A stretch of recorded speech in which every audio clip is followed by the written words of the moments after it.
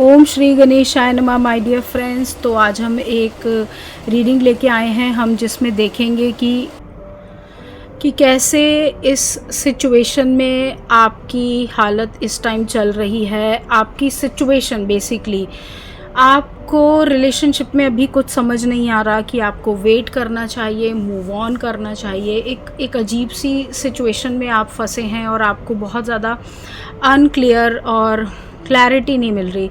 So basically अगर मैं ध्यान से देखूं तो ये एक रीडिंग आपके फ्यूचर की रीडिंग है कि क्या आपको फ्यूचर में इस पर्सन के लिए क्या दिख रहा है, मूव ऑन करना चाहिए या वेट करना चाहिए। गाइडेंस लेंगे आपके लिए कि क्या गाइडेंस है डिवाइन की तरफ से, और आपके रिश्ते की करंट सच्चाई देखने की कोशिश करेंगे। दूसरा, मैं आपको यही कहना चाहती हूँ कि प्लीज़ आप लोग मुझे, छोटी सी रिक्वेस्ट है, प्लीज़ इसे बुरा ना माने, डायरेक्ट कॉल ना करा करें। प्लीज़ आप लोग मुझे व्हाट्सएप करा करें। बहुत सारे लोग मुझे डायरेक्ट कॉल करते हैं। आई डोंट नो, शायद उन्हें ये लगता है कि पता नहीं ये जेन्युइन नंबर है या नहीं। फ्रेंड्स, ये जेन्युइन नंबर है, आप मेरे डिस्क्रिप्शन में जाके देखा करें, ठीक है।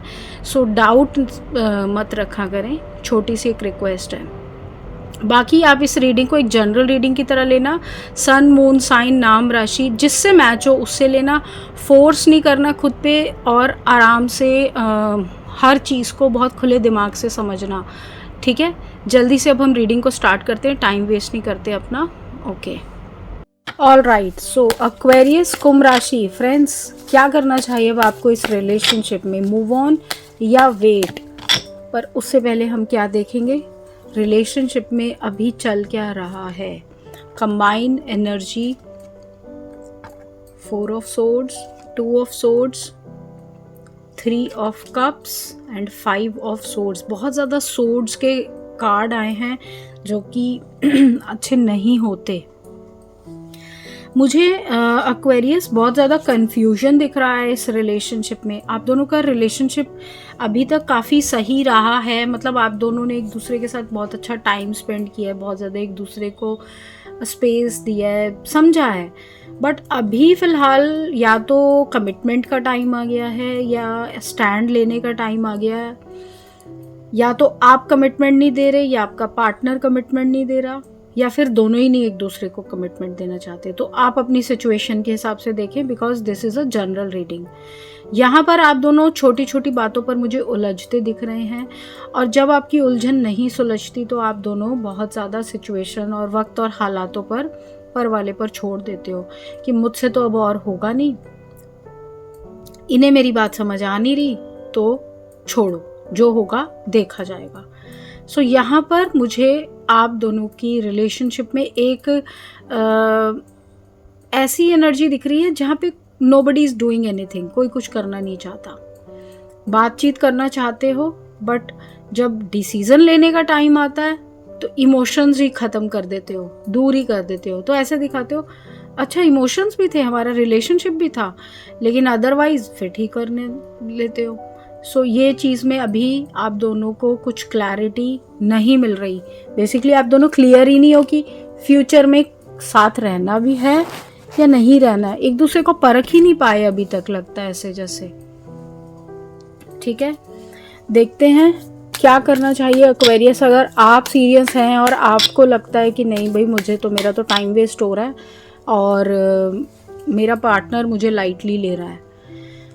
सो सबसे पहला है 5 of wands, king of pentacles, queen of cups, queen of swords, S of swords. मुझे तो यहाँ पर ये दिख रहा है कि सबसे पहले तो आप, या तो आप बहुत ज़्यादा लविंग एनर्जी में रहते हैं और आपका पार्टनर आपको बहुत ज़्यादा हार्श टाइम देता है, यानी बहुत ज़्यादा बदतमीज़ी से बात करता है, गुस्सा करता है, आपकी बेइज्जती कर देता है। आप दोनों के झगड़े बहुत दिख रहे हैं, ठीक है। मैं आपको एक्वेरियस ये कहूँगी कि अगर आप अपने इन झगड़ों को सुलझा सकते हो, अपने इस पार्टनर के साथ चीज़ों को रिजॉल्व कर सकते हो, तो आप वेट करके थोड़ा काम करें, स्टेबिलिटी के लिए देखें कि मुझे इस पर्सन के साथ रिलेशनशिप को ठीक करना है।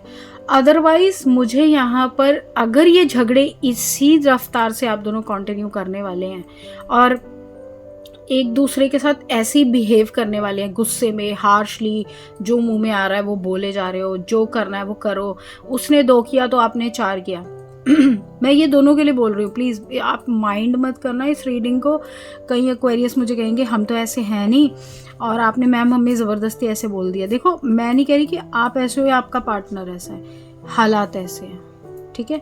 और हर एक इंसान अपने हालातों की वजह से बन जाता है ऐसा, वो हालात जैसा उसको बना देते हैं वो वैसा बिहेव करने लग जाता है। सो हो सकता है कि आप ऐसा करना नहीं चाहते, लेकिन क्योंकि आपका पार्टनर आपको ऐसा फील करा देता है तो आप भी वैसे ही गुस्से में आ जाते हो, आप भी फिर वैसे ही उनको टिट फॉर टैट करने लग जाते हो और फिर आपका तो दिल दुखा होता ही है। आप सोचते हो मैं इसका भी दिल दुखा दूँ।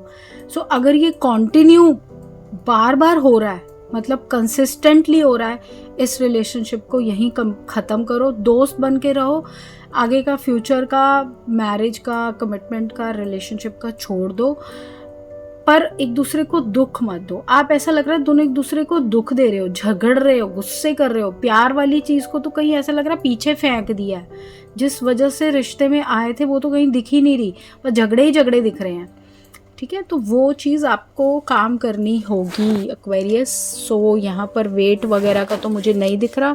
वेट तभी करें जब आप और आपका पार्टनर एक दूसरे को बदल सकते हो, मतलब बदलना चाहते हो एक दूसरे के लिए खुद को, नहीं तो मूव ऑन। देखते हैं डिवाइन अब आपको क्या कह रहे हैं।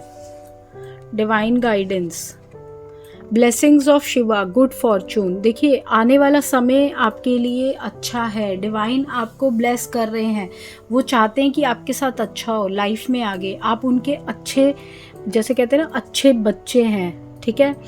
उन्होंने आपको डिवाइनली ब्लेस किया हुआ है। आप तभी ब्लेस होगे जब आप उसके साथ कनेक्ट होगे, जब आप विजडम से चीज़ों को सोचोगे। इस चीज़ को याद रखें।